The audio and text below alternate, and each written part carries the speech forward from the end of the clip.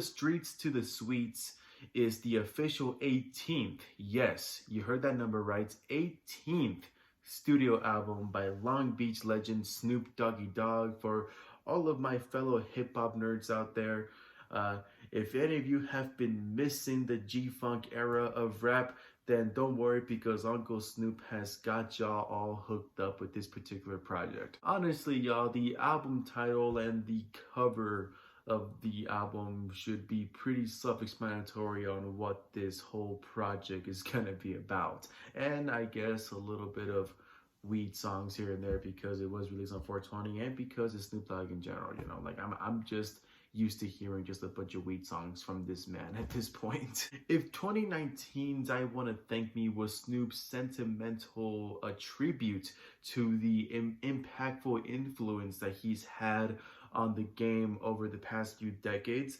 then this album is the long-awaited celebration for Snoop Dogg's ongoing success that he keeps on achieving as the years go by.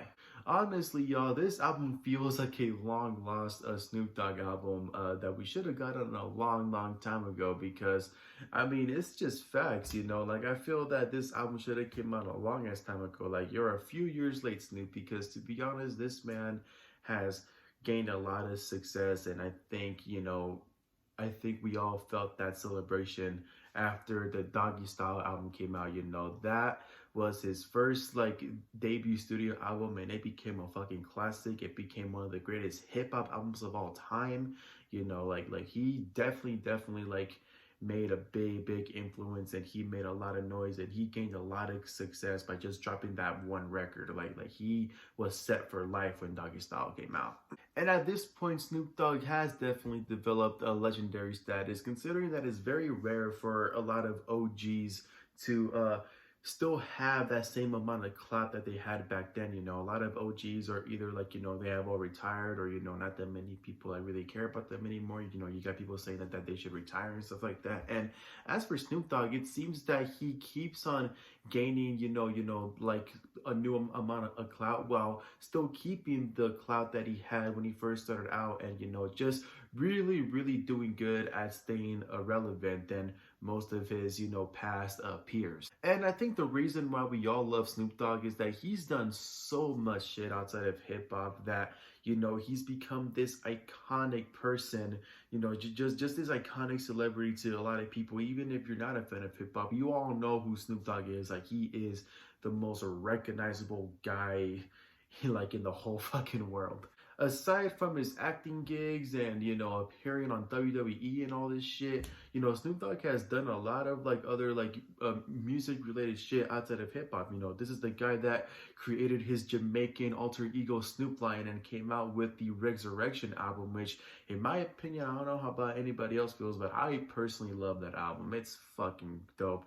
And, you know, he even made a gospel album called The Bible of Love. You know, I didn't hear that album, you know, so I'm not really into gospel music that much, but when it did come out, it apparently did, you know, like become like the best-selling Christian album, like when it came out. So I mean, he definitely did something right in that album. And Snoop Dogg even, you know, made a song with the Mexican band Banda MS and with Becky G as well, you know, like he has done so much shit, and like, you know, I just never thought that he would have done a song with Banda MS. Like, you know, this is what I mean with Snoop Dogg just done a bunch of shit, you know. I think for a lot of people, they all just love that Snoop Dogg is just like doing things, you know, doing things outside of hip hop, you know, like stuff that he's truly passionate about.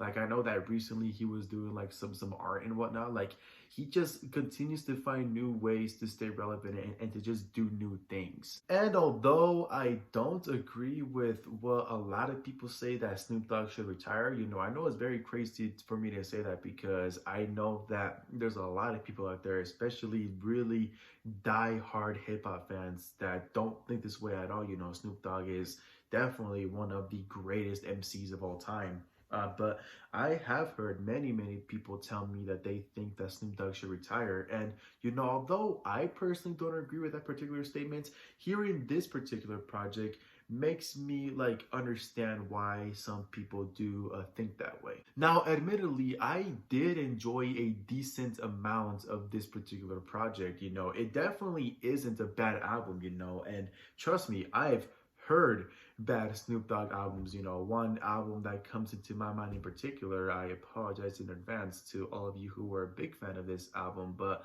the Bush album, um, yeah, no fucking thanks. Now, for starters, let's talk about that flow that Snoop Dogg has throughout this whole project, because it still really amazes me how Snoop Dogg can still come through with that classic flow that we all fell in love with when Doggystyle came out.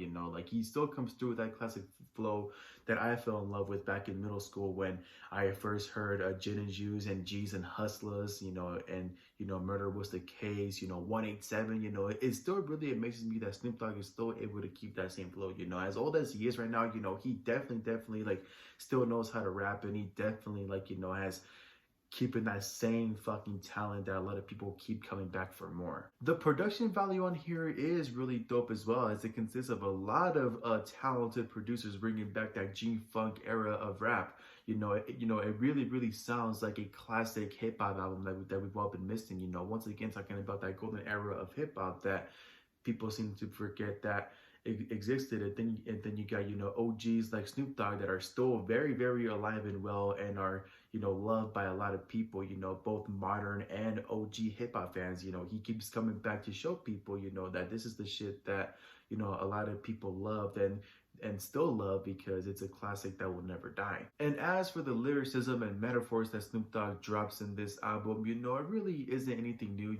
More talk about weed and fame and money and whatnot, and bitches and all this shit. Like it's the same classic Snoop that has no filter. I know it's kind of disrespectful, like these days at least people wouldn't really fuck with what Snoop Dogg has been talking about, since Doggystyle. But it's Snoop Dogg. How can you not love whenever this man just talks about bitches and whatnot and gangbanging? It's classic Snoop Dogg. However, when I do compare this album to the other albums that Snoop Dogg has dropped over the years, it really isn't my favorite one. For starters, the opening track on the album CEO was a very weak opener for me. It really didn't get me excited for what the album is going to be about. It really didn't get me excited for the whole project in general. I initially did like this song. I was fucking with the classic G-Funk, and I was fucking with Snoop Dogg's flow and everything. But then the sound of it just started to loop over and over again. It just kind of had this like boring like production to it, unfortunately. And as for Snoop's flow in this particular song, I just didn't think it worked well with the overall like beat and background music on here. And I do really hate to say this, because a lot of people really like this song. CEO is everybody's favorite song on this album, but I personally could do without it. And there were also two other tracks on this album that I didn't like, and one of them was the track entitled Gang Signs, which includes a feature with Mozzie, and that song just ended up being an unfortunately disappointing feature with Mozzie. It is April right now, and I don't think Mozzie has dropped anything new yet. I haven't really been keeping up with him lately, but I was excited to see him on this project, because it seems that with the kind of rapper and style that Mozzie does, he really would work well with Snoop Dogg. And this album just seemed to be like missing a spark. It's not that they didn't do good, it's just that for a Snoop Dogg song and for a Mozzie feature, it really wasn't the best. Like it really didn't like make me feel that this could be like the best shit that Mozzie and Snoop could do. I know it's kind of unfair for me to like try and like or to have a high expectation for Mozzie, but he has proven to be a pretty dope rapper, and he has collaborated with a lot of like really different and just talented artists in general. And You know, I just feel that he really could have done better, especially next to someone like Snoop Dogg. And then there was the very unnecessary song, Say It With Your Booty. That one, in my opinion, is just a very unnecessary booty anthem that I felt didn't belong on here. You know, don't get me wrong. I like a booty song here and there. You know, who doesn't? Booty songs are fucking catchy as hell and they're pretty fun to listen to. But this one in particular just seemed a bit annoying and it just, I don't know. It just seemed like a throwaway song. However, I can forgive it because it sounded like Snoop Dogg was having a lot of fun recording this particular song, and it is for the most part pretty funny to listen to. I'm sure for a lot of people, y'all go back and hear this song because it's just really funny and just really fun to hear Snoop just having fun with his flow and whatnot and just with his craft and everything. But personally, I wouldn't hear this song again. However, there were a few tracks on here that brought back that classic, Snoop Dogg vibe that we all really love. For example, like the gangsta vibes that Snoop always had back in the day. One of my personal favorites in this project was the track entitled "Talk That Shit To Me" with the rapper KoKane. That one is a very classic, like old school, "Don't Fuck With Me" sort of track. Snoop Dogg may be a little bit of an old man now, and I'm pretty sure that man can fuck anybody up. I've seen this man on fucking interviews and shit where he gets like really pissed off when somebody says, why are you late? And he just like gives off that vibe and that tone of like, do not fuck with me. I'm Snoop Dogg. I do whatever the fuck I want. Like, this man, will still fuck somebody up. And with this track, it's just one of those classics, talk that shit to me, don't talk that shit behind my back and stuff like that. It's a very, very hardcore, just like don't fuck with me, sort of like bit of like a gangster song in general. However, my personal favorite on the album is the track entitled Roaches In My Ashtray, with the singer Prohoezak, I believe is how you pronounce it. The reason why I really, really love this particular track is because it really, really gives me those Nate Dogg vibes again. Prohoezak, does the chorus on this song, and it really, really, he really, really sounds like a modern Nate Dogg. I don't get me wrong, nobody can replace Nate Dogg. That man is a fucking legend. R.I.P. to Nate Dogg. Snoop does pay a lot of tribute to Nate Dogg. He mentions the group 3313 that he made with Nate Dogg and Warren G, I believe. But Prohoezak just really, really like gives off those like Nate Dogg vibes, like in the chorus. It really is something that Nate Dogg would do. And there were other people like Devin the Dude that also give off those like Nate Dogg inspired choruses. It was a really, really great feeling to hear once again a Nate Dogg inspired chorus. It's something that I really enjoy. I miss Nate Dogg a lot. That man was taken from us way too soon. I would have loved to see what he would have done if he was still alive. If he would have contributed to this album. I don't think I felt this great of hearing a Nate Dogg inspired track since what's his name, Anderson .Paak dropped Ventura, and the final track, What Can We Do, included a posthumous, never before heard verse with Nate Dogg.